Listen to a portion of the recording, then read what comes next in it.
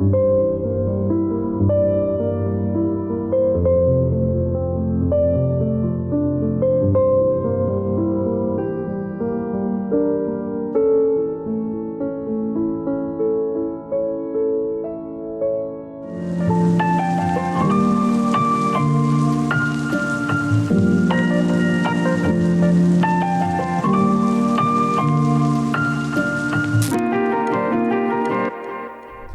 guys, today we are in a 2015 S63 AMG with the owner, Klaidi.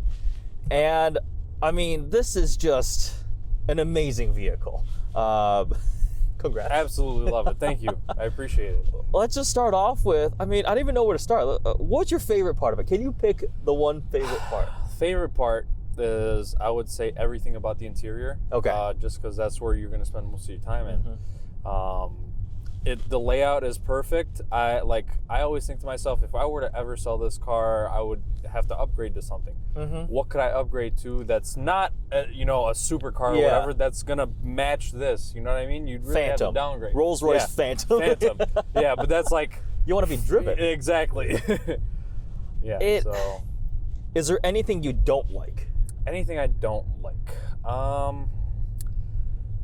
So coming from an S8 that I had before, okay, I feel like if you put everything in sport in this car, and like, yes, it's an AMG and everything, it still feels too comfy. This car is too comfortable. Okay. I can, like right now, sport suspension, sport mode, everything like that. Wait, this is sport suspension? This is sport suspension. We're still so comfortable. Exactly. So if I put on comfy suspension, see what I'm saying? Yeah. So I could throw it around this corner and like there'll still be a little body roll. It handles itself pretty well for being a 5,000 pound car. Yeah. But it's still a little too comfortable. This makes my RS7 feel like it might as well be an A4. And I've been in S-Class and I thought about it, but I wanted the performance, and the S63 is still a little bit out of my budget. But now you've got best of both worlds, because that red RS7 back there, you just picked up. Congrats on that. Thank you. That's how we ended up connecting. You're like, hey, just put an RS7. But I was like, AMG first. So this is not stock. What have you done to it? So the first thing I did to the car was, I mean, obviously, paint protection film, tints, all that good stuff. Performance-wise, I did a UPD intake spacer and high flow air filter. It's a short filter, so it basically just increases the volume of the air boxes so that there's a lot more airflow that gets in there. You said that picked up like 30, 40 horsepower. Yeah, that picked up like 30, 40 wheel horsepower stock. Wow. So I used the draggy and everything like that when it was stock, and it times were better. Yeah. Right after that, I did a tune, stage 2 tune through HD Tuning out in California. Okay. That's my guy there.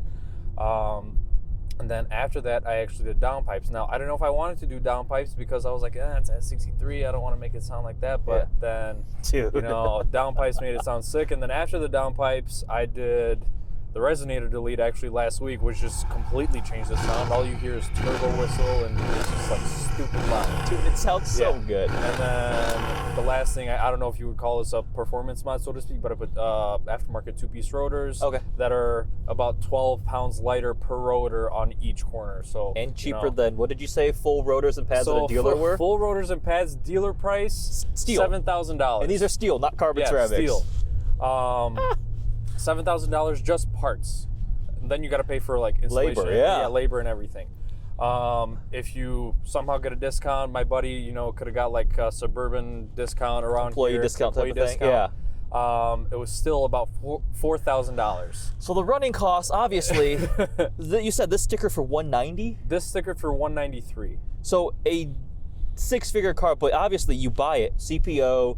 2015 has what, 20,000 miles on it right now? 25,000 miles. 25,000 miles. Bought it with 11. So. And it was $83,000. That was out the door. Okay. So the actual selling price was $77,700. Okay. Which ends up, being my lucky number anyway. So that's not that much more than my RS7 was. Huh. But I mean, the ownership cost, like with the RS7, like the brakes on RS7, I was complaining were $4,000. I was like, I got them. You can get them cheaper. Oh, of course. But yeah, sometimes people don't understand there's a difference between being able to buy and being able to afford and maintain. Yeah. So I mean, road trips. You've taken this on road trips. I drove this from Plano. Texas? When I bought it. Yeah, I bought it in Plano, all the way back. Me, my buddy Alex, and another buddy of mine, we went down there. We flew down there. Yeah. We kind of spent like that first day in Dallas, stayed, and then we drove all the way up. I mean, We've got the massage seats going. The bolsters hug you when you take a corner. Yeah. It's being heated. We've got heated armrests. Armrests are heated, yeah. And this is not even, I'd rather go sit in the back. That's where I was sitting earlier. You can pull this all the way forward. The rear seat reclines, tables pull out. You've got Uno in the back. Yeah, you can always gotta have Uno. Panoramic sunroof. The pillows in the back are like Maybach pillows, pretty much. Oh, this is so nice. Have you been in executive A8s or like a 760 or something like that? Yeah, of course. So I've been in both of them. Yeah. We're both around cars, so you can say the same thing. This is better. Yeah. This has to win. There was an A8L W12 that I was in the back of, and that was very nice. Of course. But just, this is more updated. That A8 is starting to get a little bit old, especially the previous gen. Exactly. Yeah. It's the same technology since when they first came out in 2010, 2011. Yeah, yeah. So 2010, 2011 to like 2018, same stuff. Crap, I'm gonna have to sell the RS7 one of these.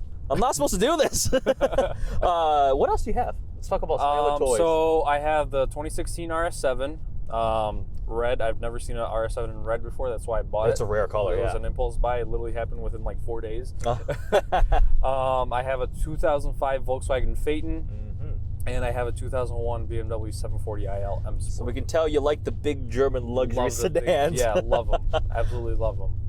The other thing is, this walked the RS7. That's only, you posted a video, you took a short detour to Mexico. Yep. And they ran, but the RS7 was still stock during that run. So actually, no, the RS7 had stock downpipes, so the RS7 was tuned. It was on the stage 2 tune because I did have larger intake pipes that go to the turbos. Yeah.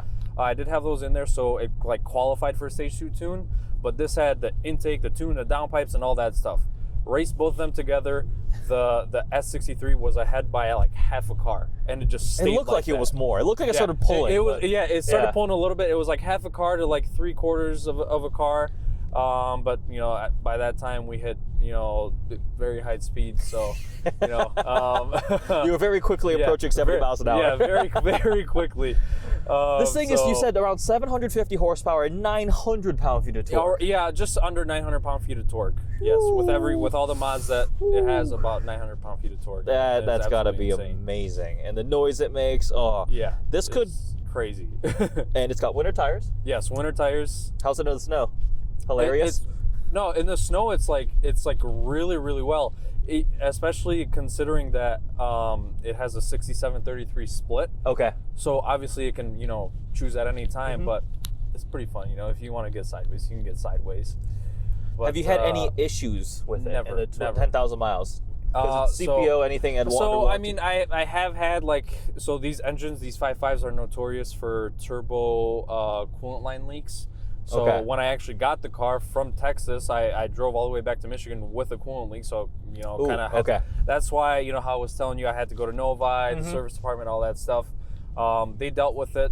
Other than that, it's just like little tiny minor things like any used car is going to have. Yeah. But realistically, the car, I picked it up 10,000 miles. It was basically brand new. Yeah. You know what I mean? So, I literally got the sticker was 193 add tax on there. That's over 200. I got it for 83 out the door, including tax and everything like that. So I basically got a brand new car for $120,000 off. It's amazing. I mean, that's like my R8 was like that. It had 14,000 miles, 190 sticker, got it for 85 grand or whatever hell I bought that thing for. Yeah, eat the depreciation, get it secondhand. Exactly. And I can't think of anything I don't like about it except the fact that I don't have one in my garage.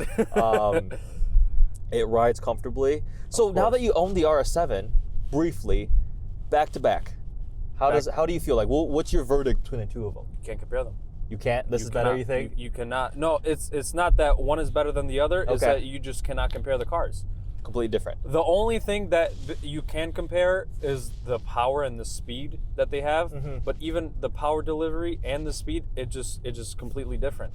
They handle different. They feel different. This is comfortable. This is like a highway destroyer. This is basically what an AMG is. That's what they're known for.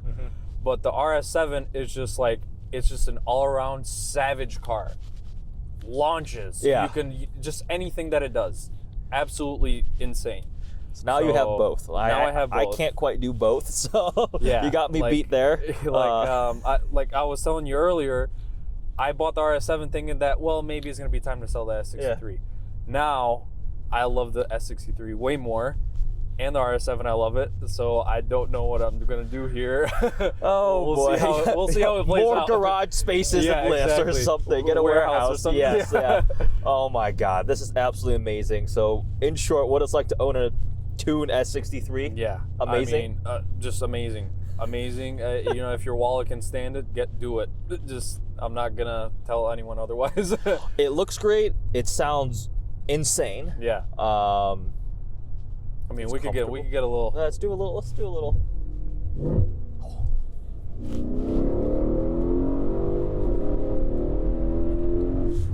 Holy crap!